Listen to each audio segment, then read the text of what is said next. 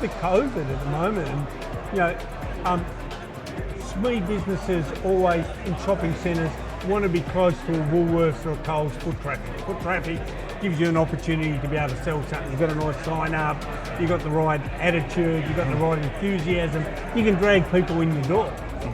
But what's happened with COVID is click and collect.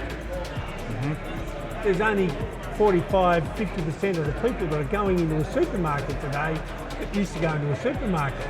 And yet the major property owners are still wanting the same rental, etc. But the whole dynamic of the shopping centre has changed. Like, we look at all of these things as channels, right? Foot traffic inside a shopping centre is a channel of traffic.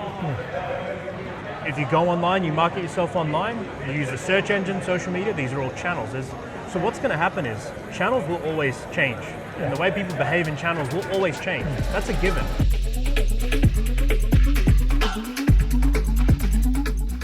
Jay, what's the story with this cafe? So you picked this cafe in particular. Is this a place you frequented before? So my favouritism of this cafe was during COVID when all the cafes were closed. Yeah. This one was staying open between 9:30 and 12 o'clock. Right. One of the few. Yeah. And it's close to where I work because I work down at 123 Brookfield. Right. So I came and had a coffee every morning. I need a coffee every morning. Yeah. Yeah. And they'd supply me with a coffee.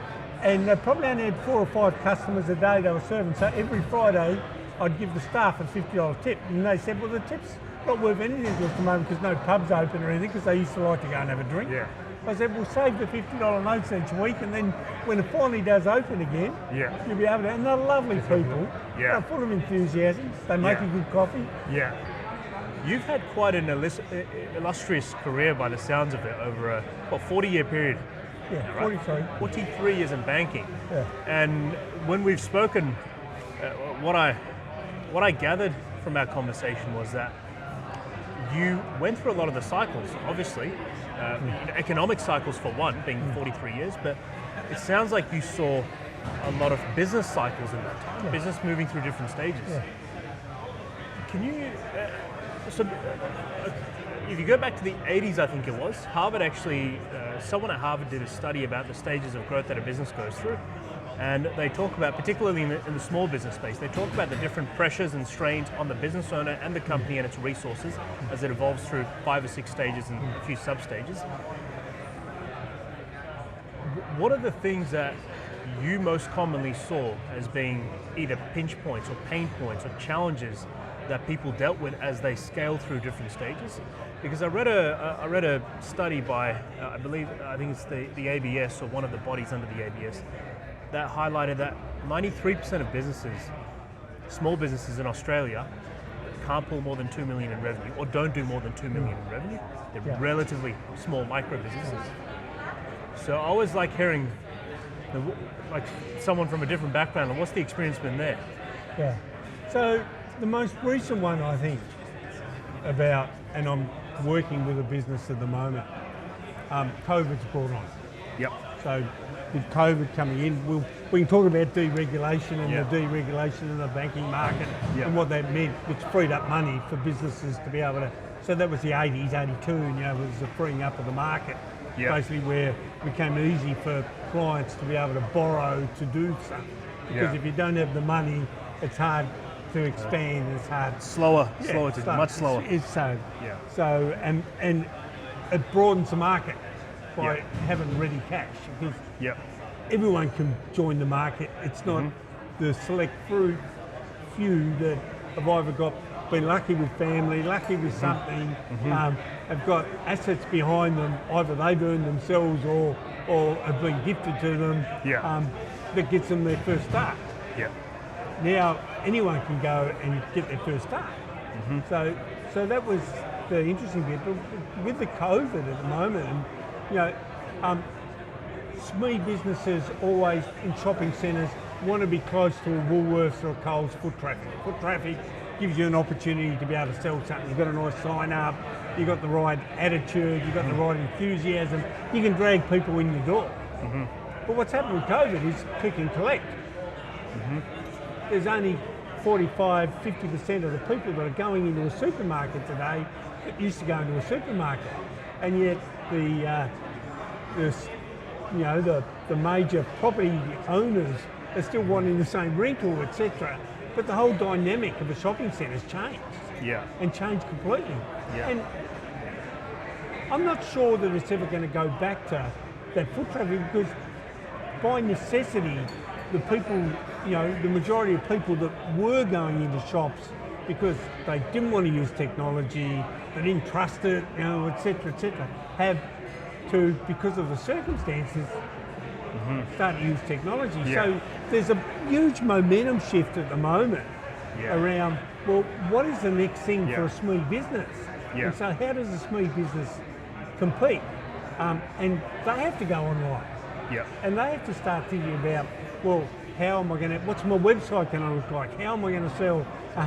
And so I think we're going to see some fundamental shifts, and probably some of that shopping centre traffic gone forever. And you're starting to see shopping centres that are now trying to put in cinemas or an experience because it's just not good enough to have a shop.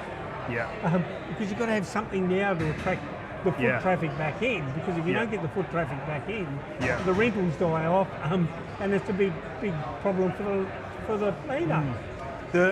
You make a good point. I think that really, like, what businesses have to appreciate is that, like, we look at all of these things as channels, right? Foot traffic inside a shopping centre is a channel of traffic. If you go online, you market yourself online, you use a search engine, social media, these are all channels. So what's going to happen is channels will always change, and the way people behave in channels will always change. That's a given, and that's something that we've got to understand and assume. In 3 years, maybe the channels will change again. Now it was COVID, who knows what it will be in another 3 years. But the fundamental principle that a business needs to adopt, as far as I've experienced, is that you have to recognize what you're working with at the time. Behaviors change. I mean, we've just talked about SME businesses in a shopping centre, but we see similar things. Take B2B companies, take consultants, professional services, engineers. I mean, anyone really. One of the things that I've been observing is that they're not recognizing that it's not 1999, and irrespective of how specialized your field is, people can find information online. Right? What they need to learn about the problems you solve, they can actually learn online. They can connect with someone online. Insofar as, some industries in particular, and there's a lot of argument now, and I encourage this to a lot of people, in that traditionally, if you want to buy from a B2B company, and a bank is similar in some respect, but consulting services, engineering, even manufacturing, you can only get a price or any kind of commercial information by jumping through a million hoops, running rings around whoever it is that they're going to assign to you as the account manager, and basically wasting 3 days just trying to get any response. Well, you don't get the decision maker, do you? No. You get a call centre, or you get... Exactly. But now what's happening is that, and some people are really taking advantage of this, it's that I, as a buyer, want quick interactions. If I want to buy something, and actually I talked about this on a podcast the other day, we were looking for a virtual events platform to host some of our events online. And I researched a bunch of providers. I looked at the platforms, and I found one that was really heavily reviewed, and I won't name them, but it was heavily reviewed, had all the right sentiment around it. The platform looked good in the pictures, and I went, you know what, I want to try this out. But I want to try it, or I want to get a demo. I don't want to buy it right now. Like, I will buy it if it's the right one. And I popped my details in and thought I was going to get a demo, because that's what the website said. But instead of getting a demo, I got bombarded with like 12 emails. 3 people from their company tried to track me down on LinkedIn and send me messages, call me, and all I wanted was a look inside the platform. And they wouldn't do it. There's no way for me to look inside it. And that's a different scenario to people walking through a shopping centre, but it's about behaviours. What I've observed is that, especially in the age that we're in now, behaviours are changing much quicker than they were before. Much quicker. And the people that have left their thinking behind, they're suffering from it. And now it was COVID, less foot traffic, or maybe people moving to online experiences and whatever else that it brought along. You've worked in a few different places, and you were saying you've had dealings with Singapore and Malaysia as well, right? Yeah. I always get different opinions about this. What do you think are the different ways of dealing with people in these different places? Do you see a lot of difference across the states and then across countries like Malaysia and Singapore? Yeah, and there is the people that I was targeting in Singapore and Malaysia and wanted to build relationships were senior business, successful business people. Yeah. And there's 144 banks in Singapore. I couldn't compete with 144 banks in Singapore. Yeah. And there's 136 in Malaysia. And so I wasn't going there to compete for Singapore and Malaysia. It was very early. I said, when you come to Australia and you want to do stuff in Australia, I'm your bank. Yeah. I will look after you in Australia. We're the oldest bank.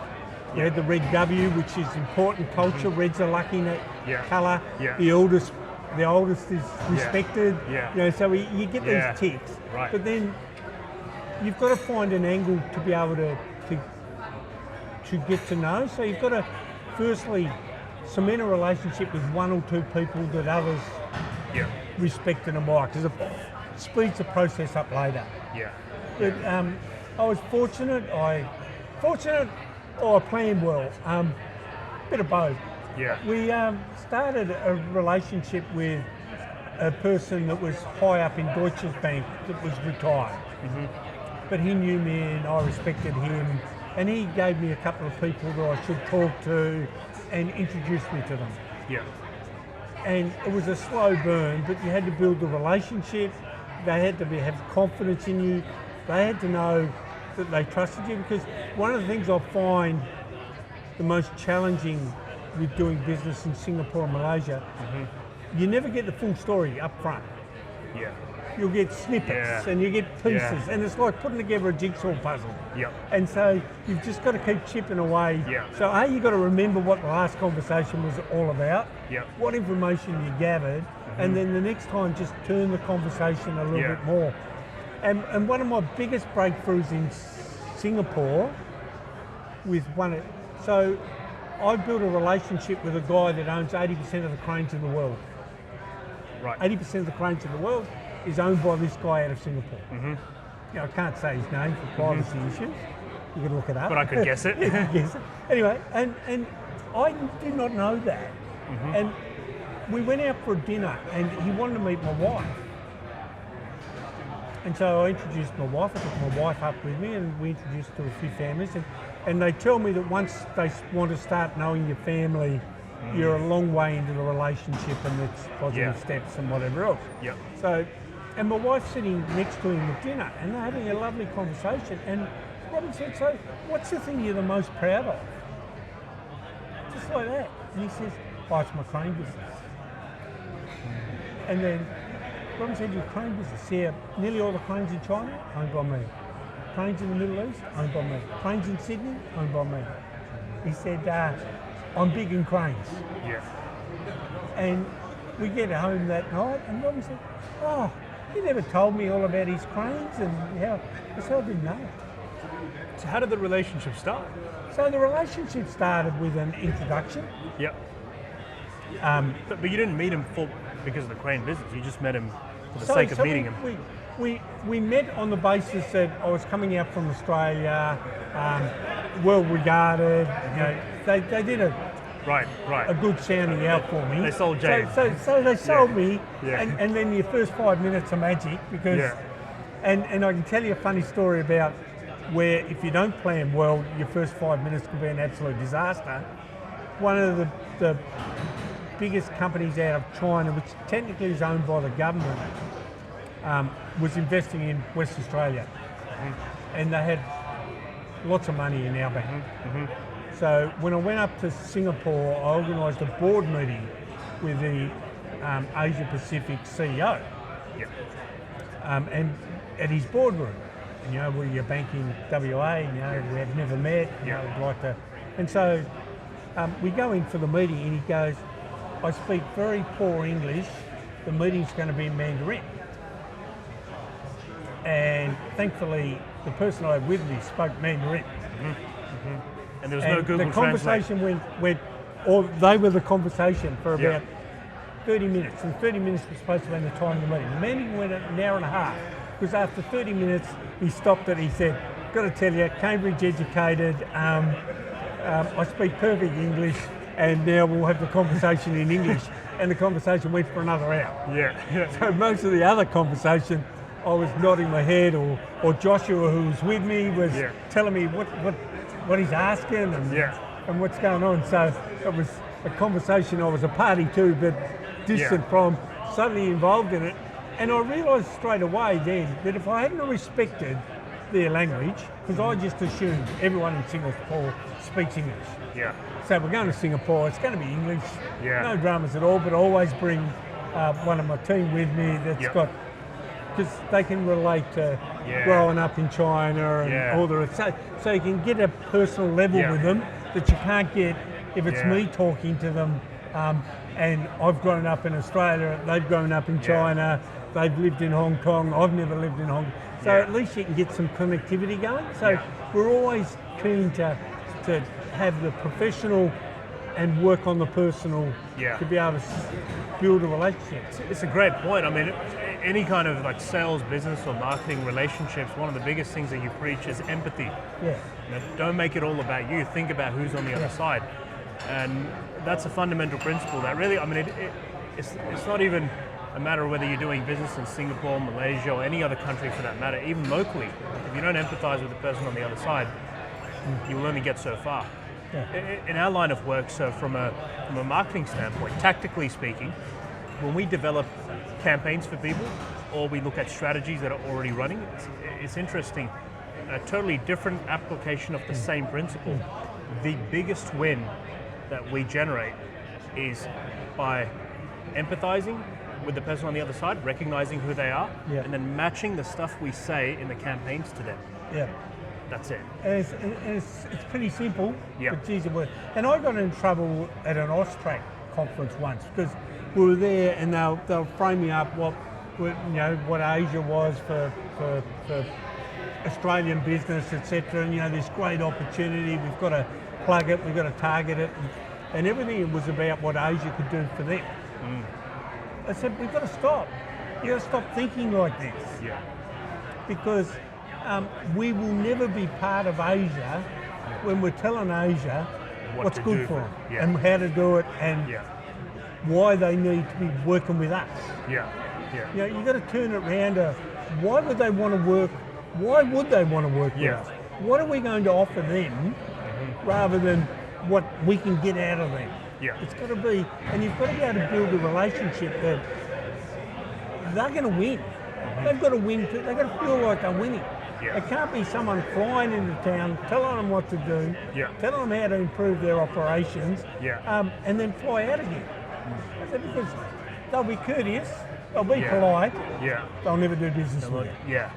It's the age-old sales radio station, right? With them. What's in it for me? Always think what's in it for me, as in the other side. But it's a fundamental principle, but it's, I think, one of the most overlooked things as far as sales and marketing functions go. And it's interesting, is irrespective of whether you're coming from a banking perspective, marketing, sales, any sort of traditional bread and butter business, that's probably one of the most valuable things you can adopt in a company. Whether you're applying it to your own team or to the people that you're trying to build commercial relationships with, that's really where so much of the value is locked up in what you want to be able to do. What kind of industries did you have exposure in when you were across the last 20 odd years in WA especially? I don't think there's an industry I didn't have exposure to. Right. Across the board. So I was across the board. So mining services, like health, and some of the challenges that were going on with health, aged care, and some of the challenges going on with aged care. We're having constant meetings with boards around, what does this inquiry mean? The government inquiries, they always mean there's an issue. And how do you adapt quickly to it? Did you find there was a common problem across many of the industries? So the most common problem was there was a degree of I don't call it complacency, but a degree of comfort that things would return to normal. The cycles we're going through at the moment are blimps on the radar, and if we just keep our head down for long enough, we can get through this, and everything will be okay. And that was the biggest challenge of making people understand, because in previous business cycles, the cycles are long. You know, when it's not something that's come in that is not foreseen, like there's no textbook for COVID and shutting down a city and sending everyone home. There is no textbooks. Harvard, Cambridge, none of them have got textbooks on the amount of disruption that went into the world in a 2-year period. And it was drastic enough that it was going to change behaviours. And I think we've still got people today that don't want to downsize their office, because in another 6 months, I'm going to have all my team back in. And you know, I laughingly tell the people that your off-sites are now going to become on-sites, because it's the only time you're ever going to get your people in the office is when you get everyone together, and normally you'd go somewhere and get a couple of speakers in.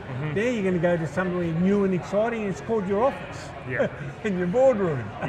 And you'll get people in and whatever else, and maybe you'll get people coming in a little bit more often, but you're not going to get them back 5 days a week. It's the thing. I think one of the things that we've got to recognise as well is that there's a lot of talk about how COVID brought about a set of circumstances that none of us could imagine, right? But when you're in a business, you're in a company, your role, especially as a leader, is to mitigate risk, plan for the worst, prepare for the best, or if you want to see it the other way around, but you can prepare for the worst, plan for the best, or the other way around, but you need to understand that things could go wrong. There could be some, what some would call a black swan event that's not expected, that will show up out of nowhere. And when events like that take place, like it was COVID now, it was the GFC back in 08, 9, 10, like things come and go, and nearly, I think, with a decade's frequency, right? Sometimes they affect some industries, sometimes they go across industries. COVID really hurt some industries. So if you were in travel hospitality, I feel for you, right? But when COVID came around, it also created a lot of opportunities. A lot of companies really thrived in that period.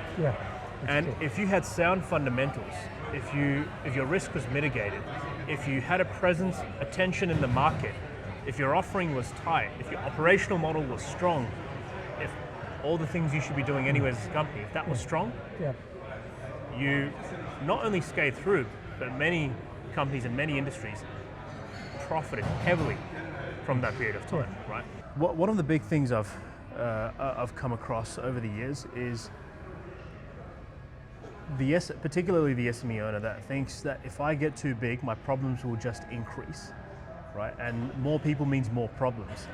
And that is true. You can multiply your problems really quickly. Going from a team of 10 to 50 people, you're going to have a lot more headaches if you don't manage it correctly.